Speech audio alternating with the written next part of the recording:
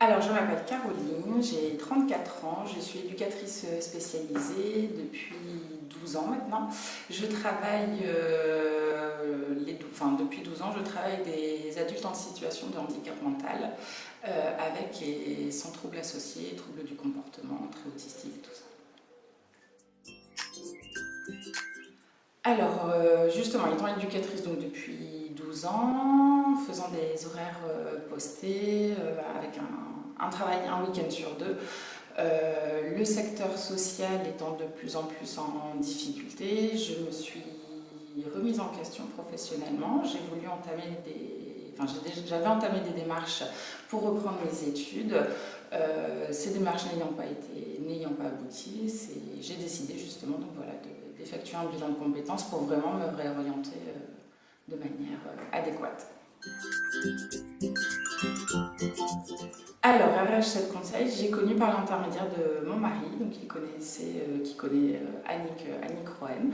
Et donc voilà, tout simplement. Et le premier rendez-vous s'étant bien passé, voilà.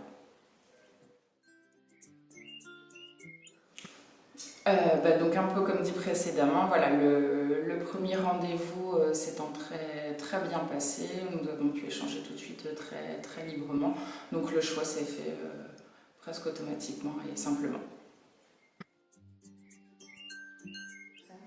Alors, je me suis sentie en confiance assez rapidement. Après, effectivement, ça peut ne pas être simple de pouvoir se livrer assez facilement, je vais dire, mais après, voilà, on sait que c'est pour nous, c'est pour avancer, autant être le plus honnête possible et pour justement vraiment que ce bilan de compétences soit efficace.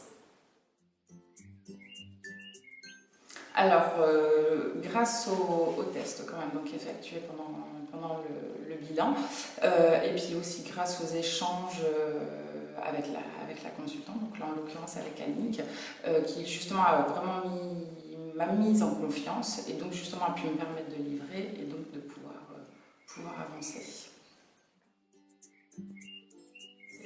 Est-ce que c'est un conseil ou pas? Mais en tout cas, c'est une phrase, c'est la positive attitude.